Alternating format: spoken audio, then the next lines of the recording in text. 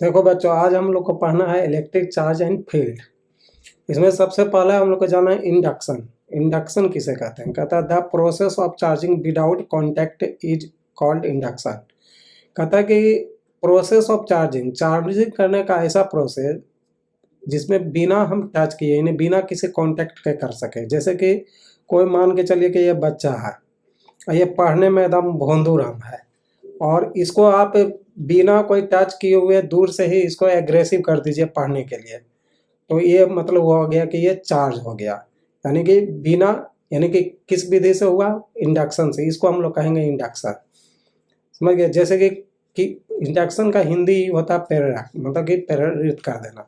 तो कहता है कि the process of charging without contact is called induction. Simple इसका परिभाषा है, the process of charging without contact is called induction. यानी बिना किसी कॉन्टैक्ट के चार्ज कर देना, चार्ज करने की क्रिया को ही हम लोग कहते हैं इंडक्शन। इसके बाद है इलेक्ट्रोस्टैटिक्स। इलेक्ट्रो का मतलब होता है चार्ज, स्टैटिक्स का मतलब होता है एट रेस्ट। तो इसका सिंपल होगा कि electrostatics is the study of electric charge at rest. कहता है कि इलेक्ट्रिक चार्ज अगर कोई रेस्ट में है उसका अध्ययन करने को ही हम लोग कहते हैं इलेक्ट्रोस्टैटिक्स। इसके बाद हम लोग का आता है इलेक्ट्रोस्टैटिक्स। क्या है? Electrostatics is the study of electric charges at rest. अब यहाँ पर क्या है कि इलेक्ट्रोस्टैटिक्स में जो है रेस्ट में अगर कोई चार्ज है उसी का अध्ययन किया जाता है। तो अब ये सवाल उठता है कि इलेक्ट्रिक चार्ज क्या है भाई? इलेक्ट्रिक चार्ज को भी देखिए अच्छा से समझिए। कहता है कि electric charge is the internal property of any body. कहता है कि कोई भी बॉडी का मतलब आपका कंघी भी हो गया, ग्लास का रड हो गया, कोई भी चीज, कोई बॉडी मान लीजिए। तो कहता है कि इलेक्ट्रिक चार्ज जो है किसी भी बॉडी का इंटरनल प्रॉपर्टी यानी आंतरिक गुण है, around which an electric field is exit, जिसके है जो कि चारों ओर क्या होता है कि इलेक्ट्रिक फील्ड होता है। एग्जिट माने होता है, एग्जिट। टू प्रोड्यूस, किस लिए होता है? To produce an electric force of interaction between the charges. किस लिए होता है भाई? इलेक्ट्रिक फोर्स है जो कि प्रोड्यूस करने के लिए। यानी या तो कह सकते हैं कि इलेक्ट्रिक चार्ज है जो किसी भी बॉडी का इंटरनल प्रॉपर्टी है, यानी इंटरनल गुण है, और इस बॉडी के चारों ओर इलेक्ट्रिक फील्ड होता है जो है जो कि इलेक्ट्रिक फोर्स उत्पन्न करता है। अब ये इलेक्ट्रिक फोर्स जो उत्पन्न करता है किसी भी बॉडी में, वो क्या कार्य करता है? अब जानते हैं फोर्स मतलब बल।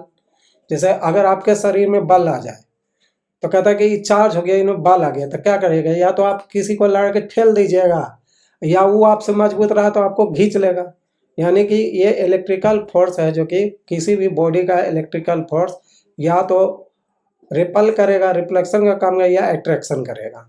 तो यही कहता है कि दो of interaction between the charger के बीच या तो या सेम होगा तो आपका है जो रिपल करेगा, और अपोजिट चार्जेज होगा तो आपको अट्रैक्शन करेगा। तो सिंपल है इलेक्ट्रिक चार्ज। कहता है क्या है? Electric charge is the internal property of any body around which and electric field is exit. तो कहता है कि एग्जिट, कहता है कि कोई भी है जो कि इलेक्ट्रिक चार्ज इंटरनल प्रॉपर्टी है किसी भी बॉडी का, जिसके है जो कि चारों ओर क्या होता है? अराउंड मतलब चारों ओर इलेक्ट्रिक फील्ड होता है। किस लिए होता है? Exit to produce an electric, जो इलेक्ट्रिक फोर्स उत्पन्न करता है। और ये इलेक्ट्रिक फोर्स उत्पन्न करेगा तो क्या करेगा? जब भी कोई भी बॉडी चार्ज होगा तो मतलब समझ लीजिए कि उसमें इलेक्ट्रिक फोर्स उत्पन्न होगा। जैसे आप भूखे हुए हैं तो कोई व्यक्ति भूखा हुआ है तो वो आराम से बैठा हुआ है, लेकिन जैसे ही आप उसको खाना दे दीजिएगा, यानी कि उसको चार्ज कर दिए, तो है जो कि उसमें कोई न कोई बल आ जाएगा। बल आएगा तो वो अपना कोई ना कोई काम दिखाएगा, या तो रेपल करेगा या तो आपको अट्रैक्शन का काम करेगा। यानी मजबूत आदमी होगा तो देखते हैं मार धार के उसको भेज देगा, और नहीं तो ये खुद ही पिटा करके चला आएगा। तो यही यहाँ पर इलेक्ट्रिक चार्ज का हुआ कि electric charge is the internal property of any body around which an electric field is exit to produce an electric force.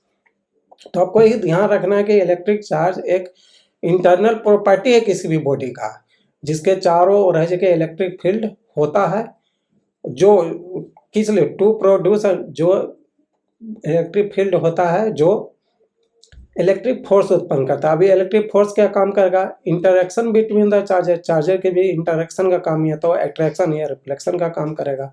अब कहता है कि बॉडी जो होता है, बॉडी में इलेक्ट्रिक चार्ज होता है, ठीक है, इसका गुण है, लेकिन किस लिए होता है, कैसे होता है भाई, तो कहता है all body made of elementary particle, जितना भी बॉडी है जो छोटे छोटे मतलब कि कण से मिल करके बना हुआ है, पहले ही पढ़ा कि all matter is made of tiny particles, वही बात है। विच इज ऑल्सो, इसको फंडामेंटल पार्टिकल्स भी कहते हैं, they are electron, proton and neutron, यानी कि कोई भी जो बॉडी है वो 3 फंडामेंटल पार्टिकल से मिलकर बना हुआ है, इलेक्ट्रॉन, प्रोटॉन और न्यूट्रॉन। तो देखिए इलेक्ट्रॉन, प्रोटॉन और न्यूट्रॉन, इलेक्ट्रॉन के ऊपर चार्ज होता है -1, 1.6 इंटू 10 पर पावर -19 कूलम, इसको -e से भी सूचित करते हैं। इस पर -1 चार्ज होता है, इसका एब्सोल्यूट मास 0 के लगभग होता है, 1/18, 1840। प्रोटॉन पर प्लस चार्ज होता है, इसलिए इसका है जो कि चार्ज होता है 1.6 इंटू 10 पर पावर -19 कूलम, +1 से देखा जाता है, इसका एब्सोल्यूट मास 1 होगा। न्यूट्रॉन, न्यूट्रॉन पर कोई चार्ज नहीं होता है, ये न्यूट्रल होता है, इसलिए इसको 0 होता है।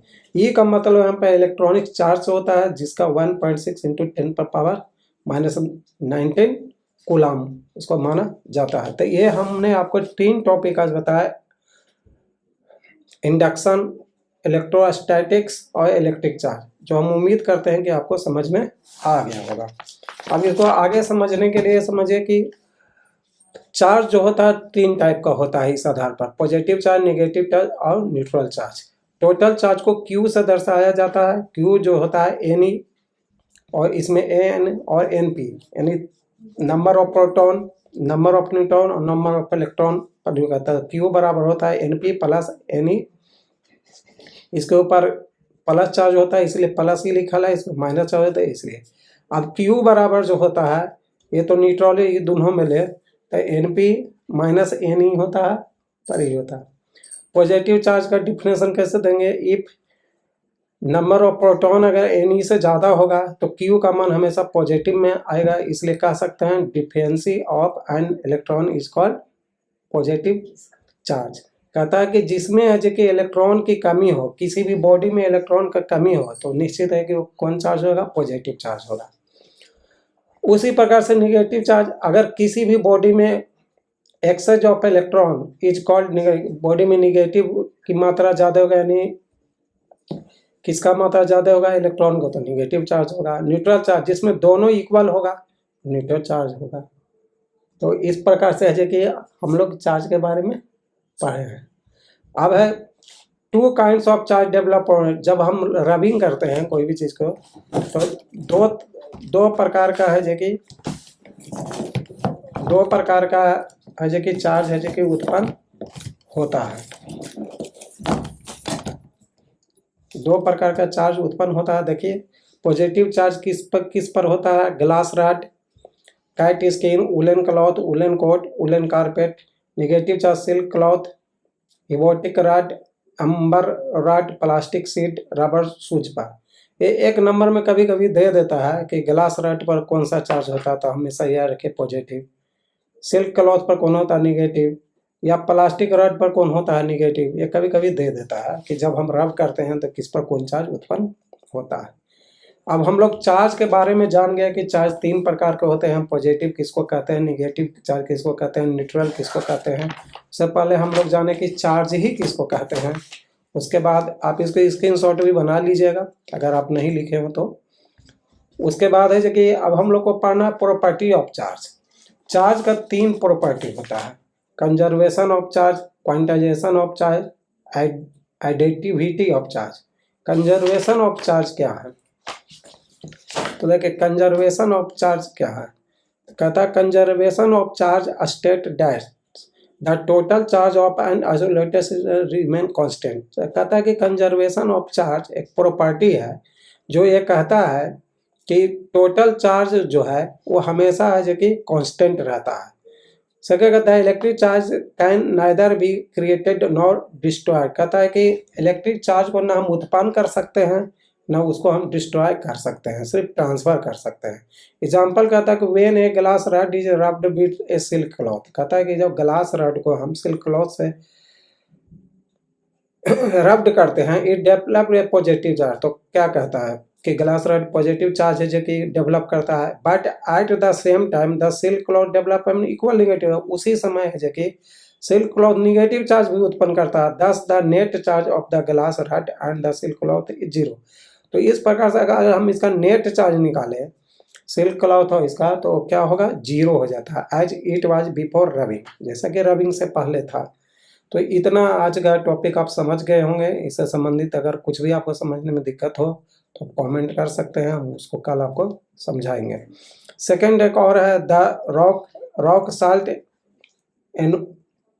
एनवाइज in equal solution as follow. कहता है NaCl को अगर हम इस प्रकार से करें, आयोनाइज करें तो Na प्लस और Cl माइनस होता है। कहता है as the total charge is zero before and अब, तो पहले भी ये जीरो था और बाद में भी जीरो। तो ये क्या होता है, इससे ये साबित होता है कि आपका जो चार्ज जो रहता है वो हमेशा है जो कि स्थिर रहता है, ना आप उसको डिस्ट्रॉय कर सकते हैं ना आप उसको उत्पन्न कर सकते हैं। अब कल आपको समझाएंगे quantization of charge. Thank you.